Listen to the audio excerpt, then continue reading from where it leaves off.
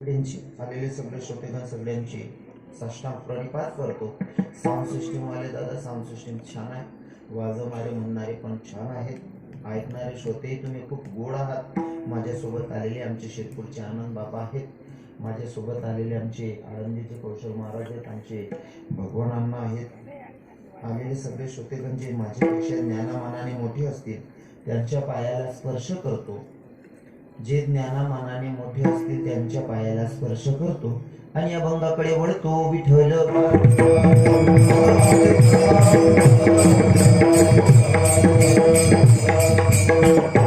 पहिले सगळ्या महिला मातांच्या पाया पडतो. प्रत्येक ताईला विनंती असेल, ज्या विवाहित स्त्रिया असतील त्यांनी प्रत्येक मायनं तसं प्रत्येकना डोक्यावर पदर शेस पण राहिलो ते टाकील्या. भट बहिणीस पाय पडीन विनंती. सर्व बायांनी डोक्यावर पदर टाकल्या, कारण मला बोलणं कथा जास्त मग तुमल्या कुठं वाटेन मायबाबा विदेळ शेणात शिवू त्यांना ते नातेच पदर टाकल्या बहिणीसवर. अभंगाई तुकोबारायांचा कोण तुकोबाराय? ज्यांची 65 लाखाची झाकी लोकांना दान करावी ती तुकोबाराय. कोण तुकोबाराय?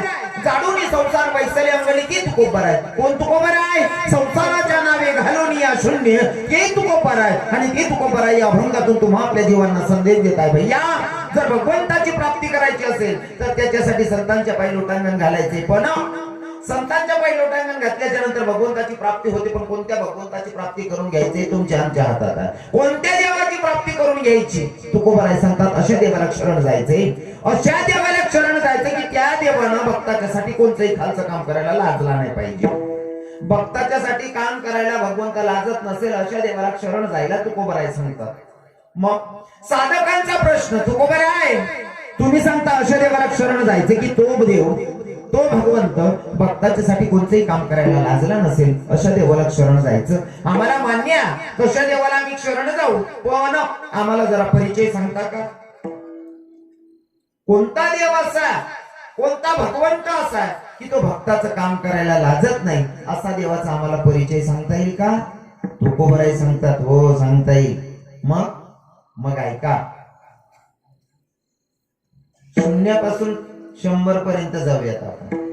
माझा भगवंत कधी जातपात बघत नाही.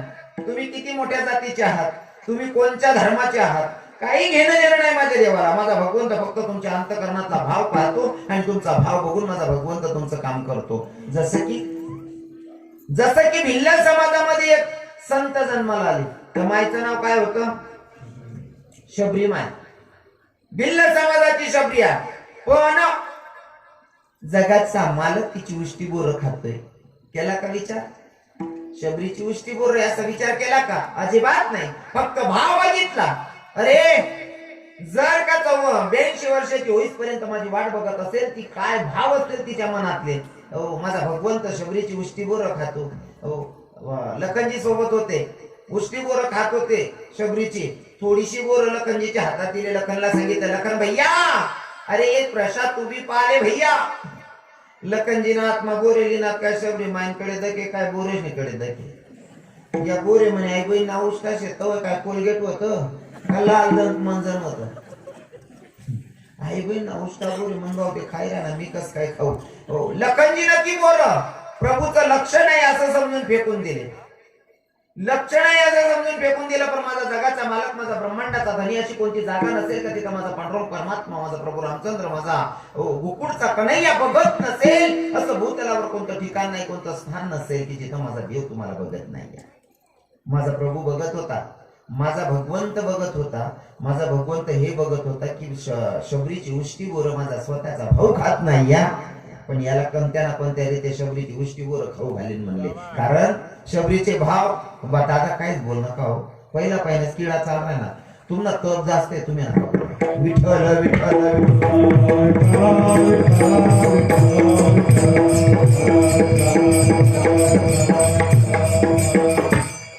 ते काय ना तीर्थक्षेत्र होई जायला आले आणि मंदिर माटे का साधूसनी कमी राही का?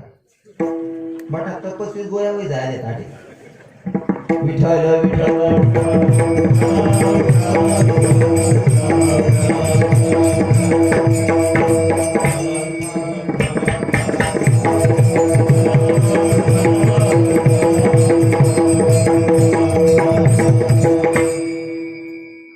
माझ्या भगवंत बघत देतो.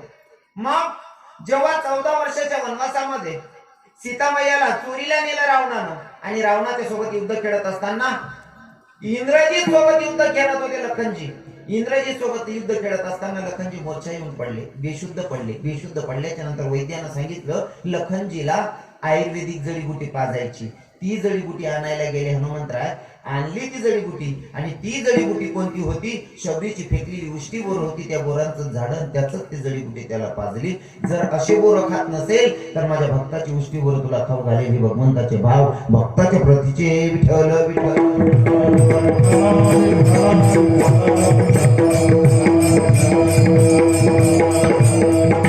अजून सांगतो, मार समाजामध्ये एक संत जन्माला आले.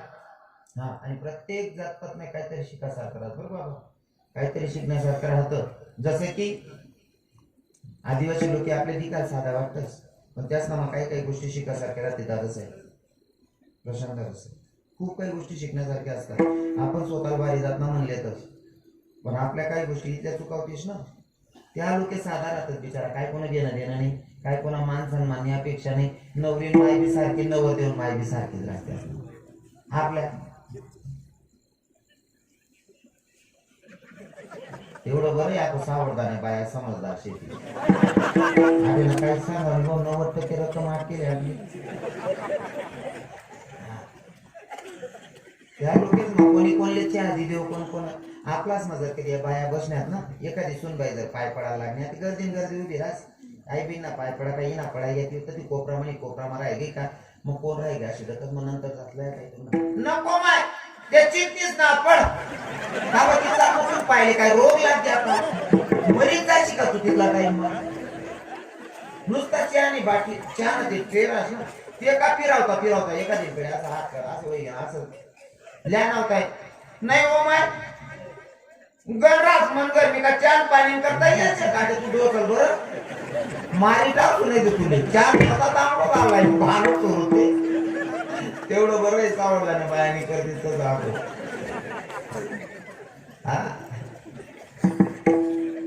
आदिवासी लोकांमध्ये कोणाला काही घेणं देणं नाही. या नवर देऊन मायबी सारखी, नवरी मायबी सारखी. मी एक मोठं लगीन होतं, श्रीमंत लोकेशन लगीन होतं. जातपात सांगावं नाही कारण पुन्हा नातेवाईक नाही घेते. कोण कोण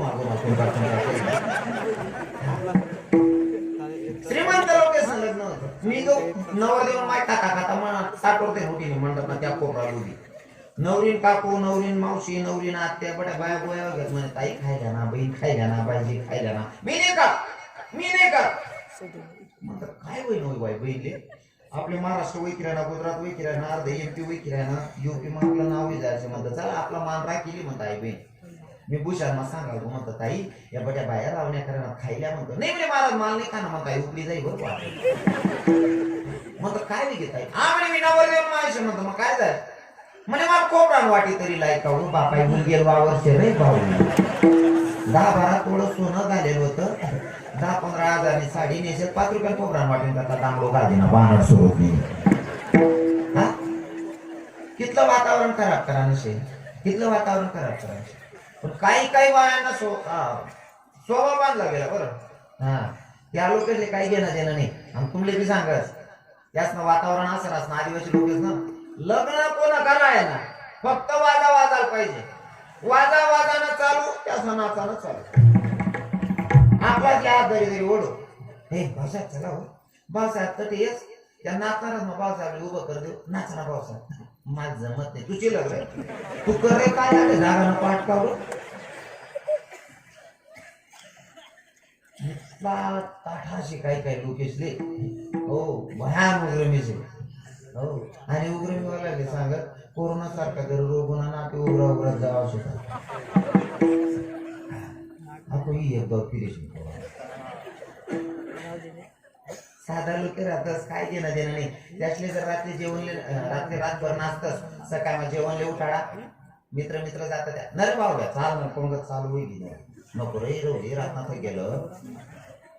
आणि आपला चालू पंगत मासा घरघरात फिरतो जवळ सासराव ना काय हो पाहुणा तुम्ही जेवणात नाही मला कोणी सांगितलं नाही का बघून कुठे पाटा बांधायला या लोक काय राहणार तू चेंद्र हो बुक्या लंबा तू जाशील तू रे तू खा रे हो का कितला वायबार धंदा शेव लोक काय राहणार पण आपण वडील काय देऊ पण बाकीसले भरतात 18 त्या लोकसले काही घेणं देणं नाही. महाराज बारीच वाजा पाहिजे असं काही विचार असले इथला साधा लोक राहतात ना. नुसतं एक डबका वाजन डबका वाजन अडेंग किचनी तरी नाचा असं आपलं माहित असतं. हा पोटे बी सुरू नाचा छान नाही कोणा बी पोऱ्यानं जमू द्या असं तुम्हाला माहितच पडा नाही. कोणता आदिवासी एखादा पोऱ्यानं लग्न मोठ टाकावं असं माहित पडत का? हा अजिबात नाही. उलट त्याच आव्हानं जर चांगला रे वय जाईल नाचाला भेटी न आपला चांगला पोऱ्या सुद्धा बेवडा म्हणे मोठ टाकते इथला नीट राहतात बाकी तेवढं बरं आहे. आपण सावडदा मग एक बी माणूस नाही एक बी बाई नाही. मस्त वातावरण दिखला ना मुकला बायबार धंदा धरलेले लोकच नाही. अरे ज्यांना तुम्ही हलकासा मानना म्हणतात ना त्याच ना काही गोष्टी शिकासारख्या राहते. आपण उजीच बारी जात नव्हते आपले जर कधी वागता येत नसेल आपली जातले काय करण्याचे विठ्ठल.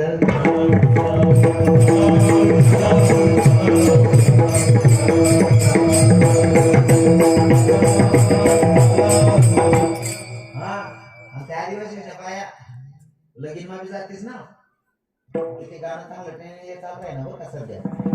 हा उद्धार घ्या त्या गाणं आदिवासी बाया लगीना गाणं म्हणतेस त्याचा लगीना गाणं हे उठर हनुमान तुला माणसं लगीन निघायला होता तुला देणार.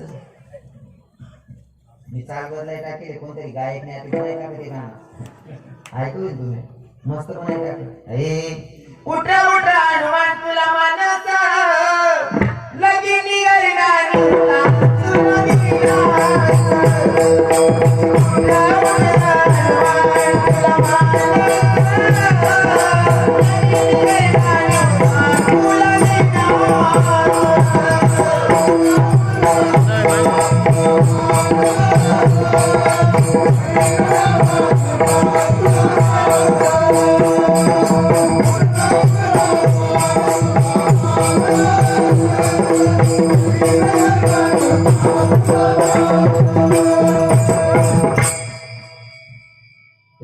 आदिवासी बाईच ना गाणं आणि आपल्या बारी जातण्या बाया म्हणतीस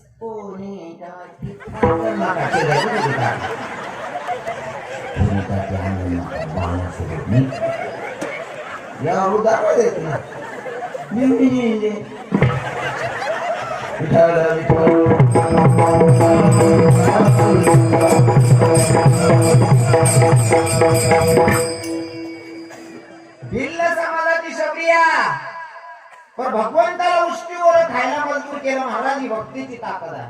चला महार समाजामध्ये एक संत जन्माला आले.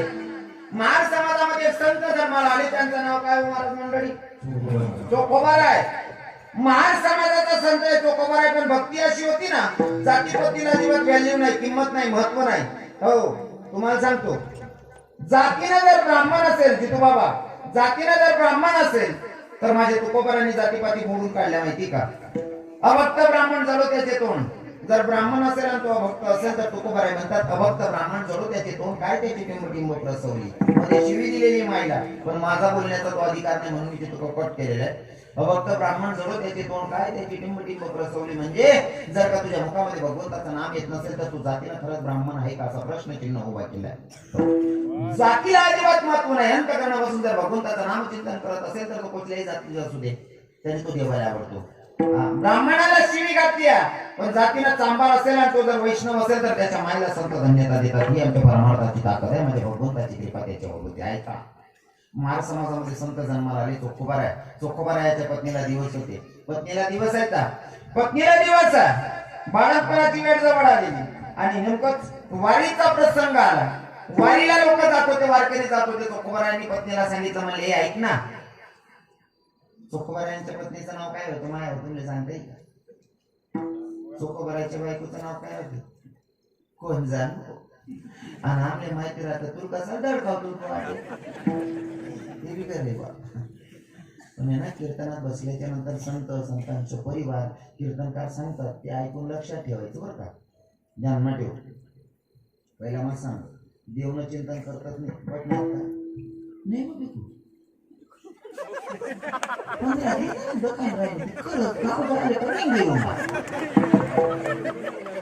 सहाव्या मारू चालू द्या हा भगवंताचं नामचिंतन करायला पाहिजे. आपले जे करायला पाहिजे ते करतच नाही आणि नको तो व्यवहार करायला म्हणजे नको त्या कामे करायला आहे ते करतच नाही. बरोबर आहे. पत्नीला सांगितलं काही बोलू नको दादा म्हणजे दक्षिणा दिजाच आमचा कॉपी दिजाच होतो पैसा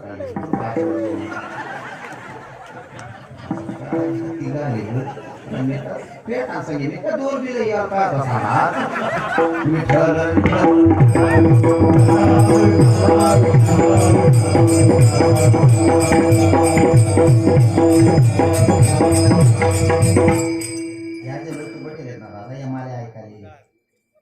तुम्ही जर बोलतात ना तुम्हाला येणार काम नाही राहत येणार का मला 50,000 देणार म्हणजे तुम्ही खरं सांगत बरं का बोलानं व्यर्थ बडबड माणूस नाही करू नये.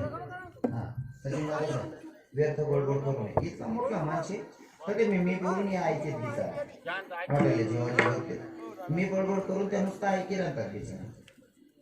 कारण ज्या समजदार लोक राहतात ना ते व्यर्थ बडबड करतच नाही. हो आणि असं आहे ना मला आवडत बिन काम न बोलाणं आपला बोलानी किंमत व्हायला पाहिजे. संदीप दादा साहेब बरोबर आहे की बोलानी किंमत व्हायला पाहिजे. वाय बार दमतोच लोक 50 भेटाच बाय मला तिथंच लागत नाही बोला का बरं येडा अशी माहीत करतच मला ते समजत नाही. समजी घेते तशी मला काय म्हणणं कारण आपलं तत्वच तर सरास गेला इशारा जाता जाता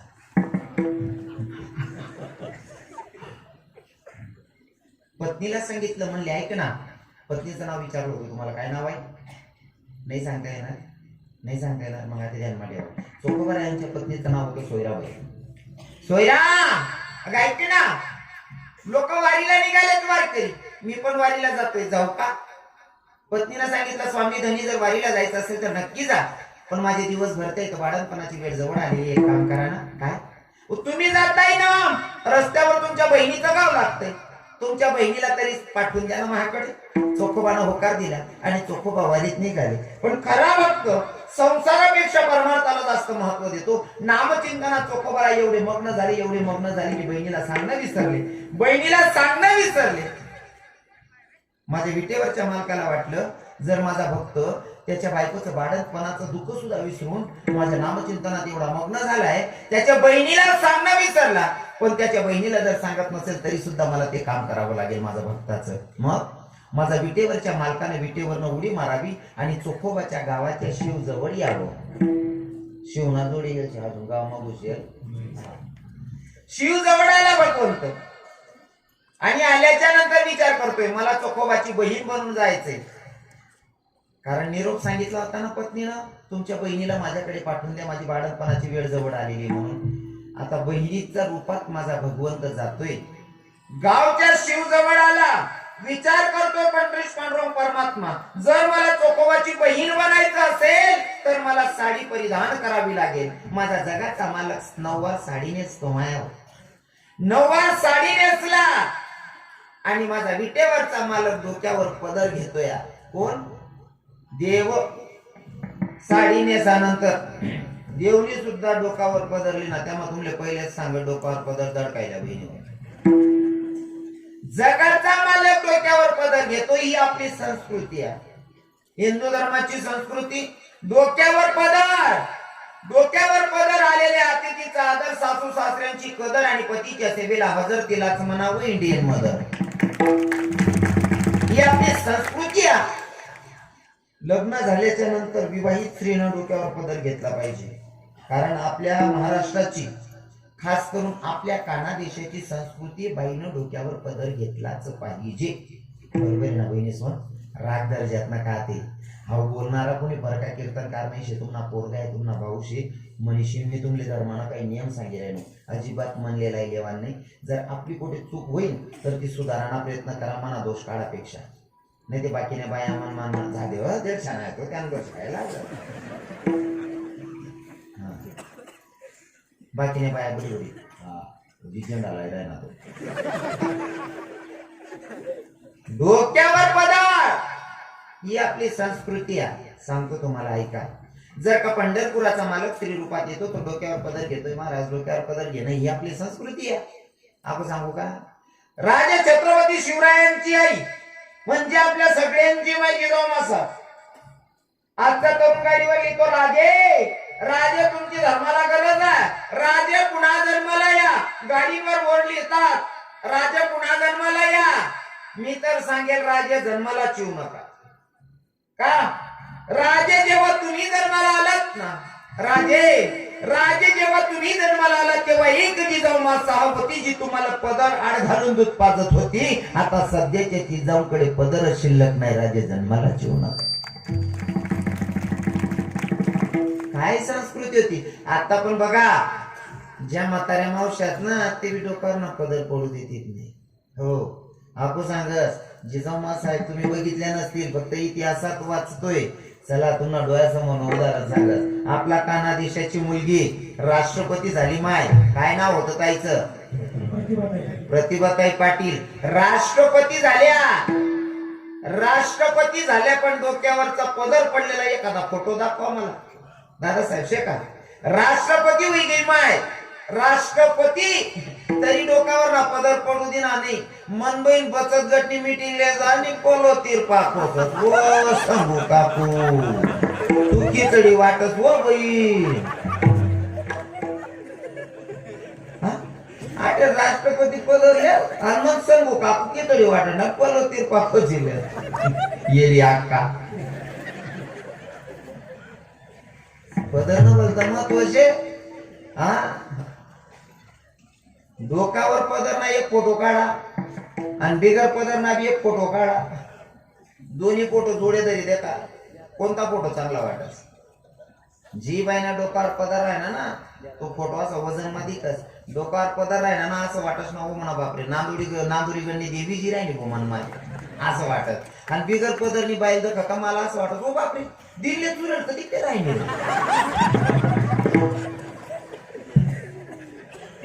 पदराचं लय महत्व आहे मायावर पदर राहू देऊ डोकावर बरोबर आहे हो लगीन मा जातीस मजुरी करणारी बायको सुद्धा 2000 साडी घे जाते मजुरी करणारी बायको पैसावाला राहिली ते 10-15 पुढे बजेट राहत हो 2000 साडी घेतीस लग्नेच म्हणायचं आहे 2,000 5,000 10,000 साड्या घेतीस आणि फक्त 15-10 रुपयाला गजरा लायला ना डोकामा तिथला करता पोलो मोक्या सोडले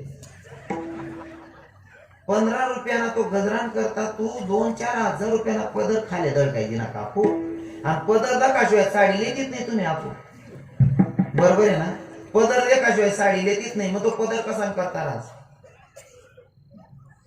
तो डोकावरच दळकावणार रास माझ्या तुम्हाला असं वाटस का अहो काय काम नाही शिकवा तो जितका काम नाही ना तितकं काहीच काम नाही शिकतो कितला काम नाही सांगस तुम्हाला गरमान्याचा साडी आहे ना गरीबनी बाई ना तरी सुद्धा 500-600 साडी नेसा साडी 1000 रुपयाला जोडाले ती बाई राहते मग आपला हिशोब क्लिअर राहण्यासाठी मी तुमच्या 600 रुपयाची साडी सांगस 600 रुपयाची साडी 6 वार साडी नेसणाऱ्या बहिणीचे सांगस 9 वार साडीवाल्या मायाचे सांगायला गरज नाही त्या पदर पडूच देत नाही 6 वार साडीवाल्या बहिणीचे सांगस तुम्ही म्हणे बहिणी आहेत बरं राग दर्जात नका अहो बोलणारा कीर्तनकारने तुम्हाला पोरे आहे तुम्हाला भाऊ या समजे ऐका हो थोडं मला हक्कात येईन बोला आवडत कारण मी काना देशना पोरगा आहे म्हणेशील तुम्ही म्हणे माया बहिणी आहेत म्हणेशील मी तुमल्या हक्कात येईन बोल राहिलो गरमा मी बोल राहिलो दुसरा कोण बोले ना त्यांना मुसळा म्हणा दात पाठ टाक तुम्ही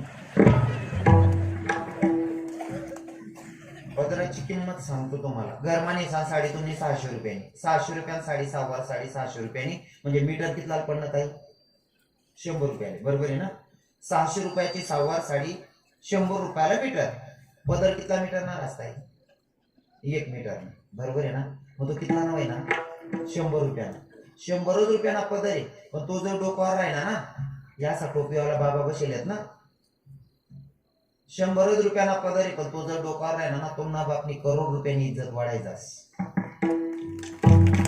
कारण या बाबाला तो सांगतास कुठे ना माय कराय पूर्ण आई संस्कार माय बापच ना पदर सुद्धा पडू देत नाही काय होईन शेवू बरोबर आहे का नाही 100 रुपयाला पदर डोक्यावर जर राहिला ना आपल्या बापनी करोड रुपयांनी इज्जत वाढायचा मनीषी डोक्यावर पदर लिहिलो लग्नात माझा ती 15-15 हजार साड्याने ती पदर तिरपा कोजिले ती आणि 75 न पडतं गुंडाई फिरली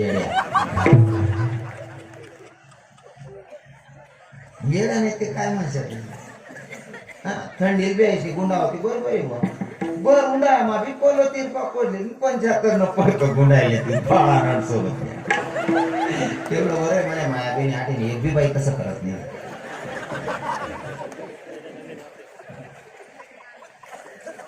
डोक्यावरचा पदर बाईनं पडू दिला नाही पाहिजे. काही काही बाया असं वाटत महाराज तुम्हाला माया आम्ही काही रिकामे शेत का कामधंदा करता करता पदर सटकी जा त्यामुळे आम्ही कटाया कर देते. बहीण जर पडी पडी जासना लागे ती एक दोन चूक जर टाळले जाय डोकाले पण त्याला तरी शिरगाव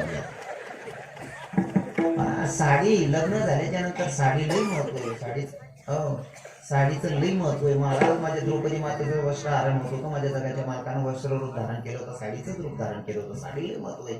आपण सांगा तुमले आता ही साडी खेळा गाव मग बरंच आपो आपो एक नवीन वस्त्र येले काय बहिणी त्यांना हा जाऊन त्याला ते दिख ना दुकान माका दिखे ना चाकू घाले माठ टाकून नाही बताही नाही येईल काय येईल हा दे दका बहिणी गाऊन घालणाऱ्या बहिणींना पाल पडल. गाऊन जर घाला सवय पडी घे ना गरमा गरमा झोपी राहतात. बाकी ना बाया गाऊन घालेन बट गाव पिरी येते तू सवय पडी घे तुमले गाऊन घाला आणि आपला आपलं गरमा गरमा काय पिऊ गाऊन घालून गरमा झोपी राहणं बाहेर निघा नाही घालू नका असं म्हणत नाही. शरीराला काही व्याधी असेल तर घातलं पाहिजे. शरीराला काही त्रास आहे मनीषीन घालणं पडत ठीक आहे. किंवा तुम्हाला सवय झालीच असेल तर गाऊन घालीन आपलं आपलं गरमा झोपी राहणं बाहेर फिरा नाही हो बहिणी सोना. कारण तुम्ही गाऊन घालीच मी मजा नेती आपण त्या बाजरीवर ना चिडा उडावा लागले गाठ देतच तशा देखील बहिणी तुम्ही गाऊन घालायचे. हा ते काय माप माराच का वाढून जोडून सत्यानाश लागते हा मजे नाही दिखते हो बाया. एखादा कच्ची मका की बॅन मर जाई ना मस्त साडी नेसा बदल मग ते राहणं हो ते गाऊन पण कर काही जेवण काढून काही आणि घाला तीच रात्री रात्री काढीन ती देवा सही आपण सांगत जेव्हा माझा जगाचा मालक नववार साडी परिधान करतो डोक्यावर पदर घेतोय पण रिच पांडुरंग परमात्म्याचं चरित्र सांगतोय. डोक्यावर पदर आणि चोकोबाच्या गावात प्रवेश करायचा. गरजेमध्ये आल्याच्या नंतर पायाची चप्पल हातात घेतली माझ्या मालकानं. देवनी गावामागून पहिलं दर्जा मावून पाय म्हणा चप्पल हात मालिनी ना पहिल्या बाया बसेलच म्हणे माया तिसले विचारा ज्या 40 कुठल्या 45 कुठल्या काकवात तिसले विचारा 50 कुठल्या मावशेसले मायर ते जरी येत ना बापने सस्ता टाइमले 200 ना 500 ना जरी चप्पल येईल राहत ना तरी सुद्धा गावामागून टाइमले पाय म्हणा चप्पल हात माली ती मग बाई गाव माझा आहे असं वातावरण होतं पहिलं. बरोबर आहे ना माळी खरं आहे ना. पहिल्या बाया गावामागून पहिले चप्पल हात माली मग गावामागून येतात ते चप्पल घालाशिवाय किचन रूम मागूच येत नाही. गणच उलटोही जायचे. मर्यादा नाही राहिली हो काय काय गोष्टींमध्ये. पहिली एवढी मर्यादा होती हे बसलेल्या माझ्या माया आहेत ना त्या सांगतील. जर एखादा गावना पाटील एखादा धोतरवाला बाबा समोर काही नीर आहे ना मनमाय वावर माहीन जाय राहिनी डोकावर चारा नवं जाईल लाकडेच नवं जाईल जर का असं टोपीवाला बाबा दिकी घ्या ना तरी मनमाय आहे ना असं रस्त्यावर सड चाली जाय नाही असं 2 पिराय उभी राहाय. पहिल्याच्या बाबांनी जाऊ दे मग मनमायचा रस्ता जरी जाय ही मर्यादा होती. बघितली असेल तुम्ही. तो माणूस पहिले निघी जाऊ दे मग मनमाय जाय. गाव नाही फक्त माहित नाही सुनबाईले तो सासरा लागत जेठ लागत देर लागत काहीच माहित नाही पण आपल्यापेक्षा मोठा आहे धोतरवाला दिखे राहना टोपीवाला दिखे राहना मनीषी मर्यादा पाडणीशी. समोर ते येणारा माणूस ना तोंडकडे देखा नाही पाठ करीन उभी राहे तो माणूस निघी जाय पुढे लगून जाय तो मनमाय तर तोंड करेल मग जाय. हा नियम होता. आती गावमाना मानवले देखील सुद्धा तोंड फिरायन उभी राहे मनमाय आती गावमाना जाऊ द्या हो आता ते मन बहीण सगळा सासराने विचारते बिल्ल मोठा राह ना काय नियमात कॉइन नोट करा चला आपला कीर्तन नुसता हाशीने सोडू नका कॉइन नोट करा. पहिल्या सुनबाया सासराला देखील पदर पडू देत नाही सासरांसमोर बोलत नाही. तवयना सासरा बी तिथला समजदार होता. तवयना सासरा इतका समजदार होतात ना सुनबाईना समोर सक्की बायको सुद्धा बोलाल का भेट तशी जवळ जवळ बायको सक्कीच राहत बा.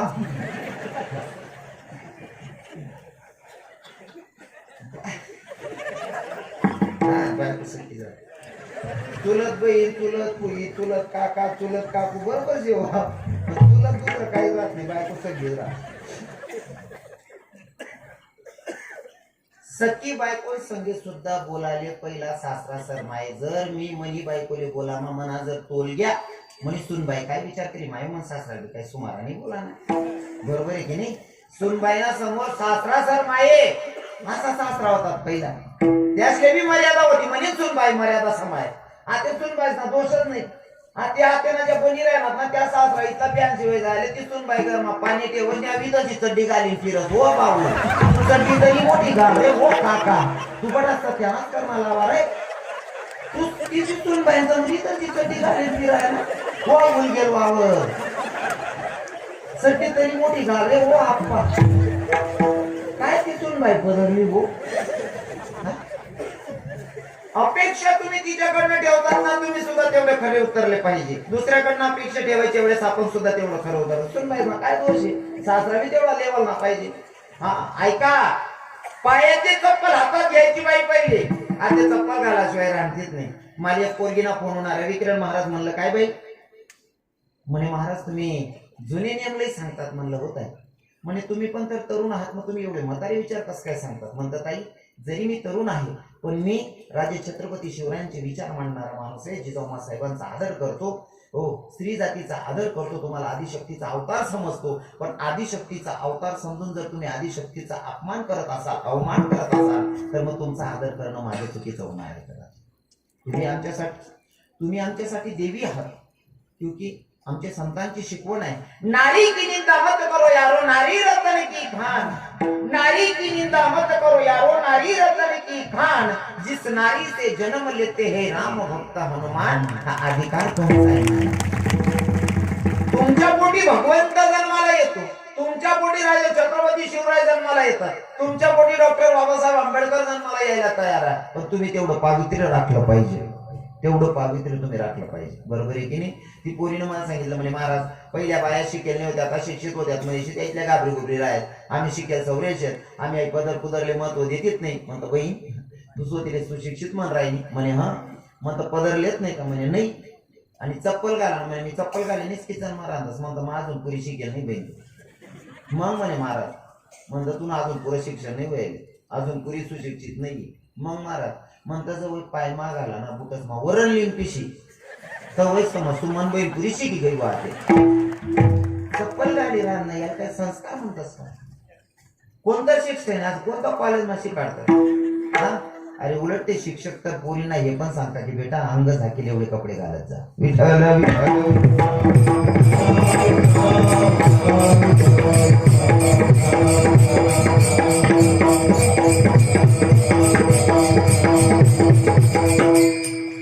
सचिन दादा साहेब रवी किरण महाराज मी स्वतः कृष्ण भगवंताचा भक्त आहे. मी स्वतःला राधा राणी मानून घेतो. जेव्हा मी कीर्तनाला उभा राहतो मी पूर्णतः राधा राणीचा शृंगार करून उभा राहतो. मी जर का राधा राणीचा शृंगार करून उभा राहत असेल तर माझं चॅलेंज आहे. मी जेव्हा व्यासपीठावर उभा राहतो नमन पासून तर जय विठ्ठल होईपर्यंत पायाचं नख दखाव देत नाही. इतका विश्वास तीन जगस आणि इतका विश्वास तीन भक्ती करस आणि हे पावित्र्य तुम्ही सुद्धा राखलं पाहिजे.